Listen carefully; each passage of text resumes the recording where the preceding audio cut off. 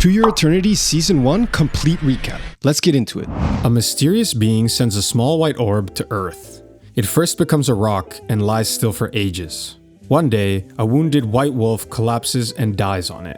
The orb copies the wolf's form and begins to walk. It stumbles into a snowbound village where only a cheerful boy remains. The boy believes the wolf is his pet, Joan, and invites it along on a journey to find his tribe, who left 5 years ago. Along the way, the boy injures his leg. When they find only graves and a ruined caravan, the boy returns home and eventually dies from infection. His last wish is to be remembered. The orb then takes his form and walks off to experience the world. In the boy's form, the orb wanders south but struggles to live as a human, dying repeatedly from starvation, injury, and wild animals. Meanwhile, in a distant village, a young girl named March is chosen to be sacrificed to the god Oniguma. As she's taken to the altar, her friend Perona tries to save her. March escapes and stumbles upon the orb, witnessing it regenerate from death. She feeds him and helps him walk, playfully calling herself his mama. They camp together, but March dreams of her sister taking her place as a sacrifice and decides to return to the main road.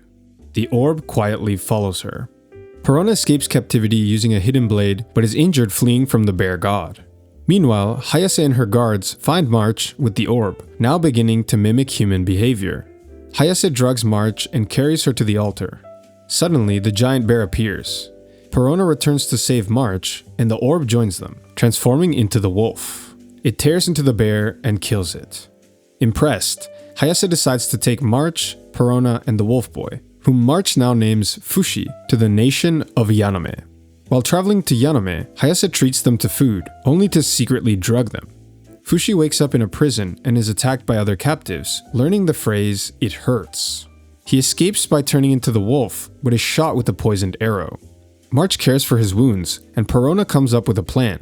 Take a trophy from the dead bear's body to prove to their village that sacrifices are no longer needed. But after Fushi and March are caught trying to dig toward the bear's remains, Hayase forces March to clean up its body.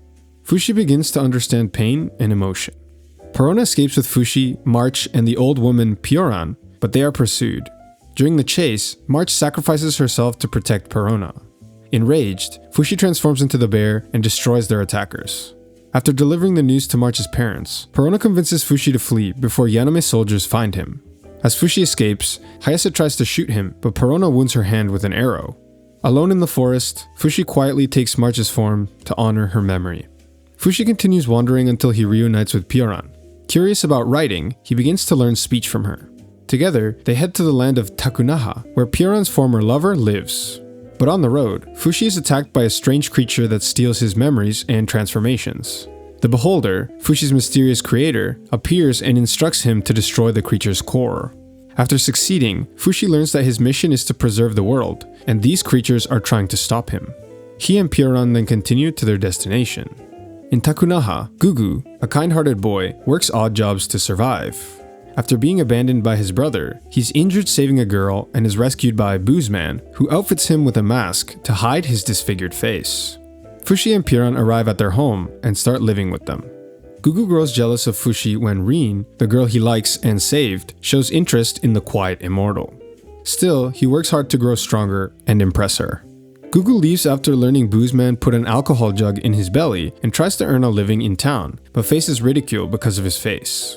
Fushi struggles without him, failing at cooking and chores. Pioran encourages Fushi to rely on Gugu to grow. Gugu attempts to pawn Rin's ring, but ends up giving it to his trashed brother. Later, thugs try to kidnap Gugu, but Fushi scares them off. The two reconcile and become close friends. As they bond, Gugu teaches Fushi about death. Fushi agrees to remember Gugu if he dies, just as he did with March and the boy. When Rin finds him, she's upset Gugu hides his face, but later accepts him.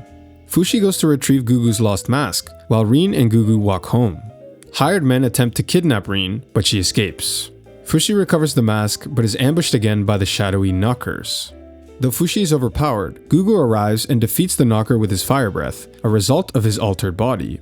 Back at the house, they continue living together. The Beholder reappears and warns Fushi to leave, but he refuses, saying he wants to stay by Gugu's side. Years pass and Fushi matures, even growing facial hair.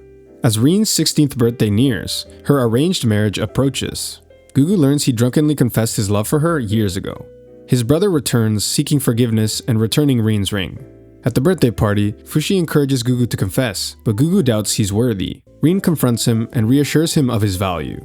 Just as they connect, knockers attack the mansion. Fushi tries to hold them off and the area is destroyed. Rin and Gugu flee but are buried under rubble. Using all his strength to protect Rin, Gugu sacrifices himself to save her. Fushi then transforms into Gugu and defeats the knocker. Rin wakes and searches for Gugu, but Fushi, still in his form, lies and says he won't return. As Rin mourns her love, Fushi leaves alone to prevent more loss. Fushi reaches out to the beholder and realizes he had forgotten March. Puran finds him again and insists on traveling with him. They are soon captured and taken to Jananda Island, a lawless prison colony. To free Puran, Fushi is forced to compete in a deadly tournament between criminals. Fushi enters the first round late, but survives and wins by default. In the second round, he transforms into Perona to win, realizing this means she must have died. Despite winning again, he becomes more emotionally conflicted. Tonari, a clever 13-year-old girl, tells Fushi that not all criminals are evil. Fushi still refuses to kill. In a later match, the crowd grows hostile when neither fighter is killed. Suddenly, the knockers attack, forcing Fushi and the islanders to fight together. Afterward, Fushi regains his memories of March and accepts Tonari as a friend. Fushi bonds with the children, but Tonari hides her motives. Using March's form, Fushi sneaks in to see Puran and promises to rescue her. In the final match, he faces Hayase, who reveals she killed Perona. Infuriated, Fushi is defeated when she drugs him, making Hayase the ruler of Jananda. She takes Fushi captive for herself. Hayase lies to the crowd, claiming she tamed Fushi and taught him how to speak. She imprisons him and tries to smash him. Tonari and her friends attempt a rescue, but are captured. Fushi, now in the form of a mole, tricks Hayase by pretending his body is just a shell. He bargains for the children's freedom in exchange for himself. Hayase agrees, but drugs the children before they escape. Tonari wakes and rows back to save him. Tonari finds Fushi, but knockers have already begun attacking Jananda. The dead rise, and Tonari's friends are killed while trying to fight them off. Fushi and Tonari team up to defend the island, overwhelmed by the enemy and grief. The knockers control the corpses of friends, making it painful for Fushi to fight. Hayase captures Tonari and threatens to kill her. Tonari prepares to die and take Hayase with her, but Fushi saves them both and knocks Hayase out with her own toxin.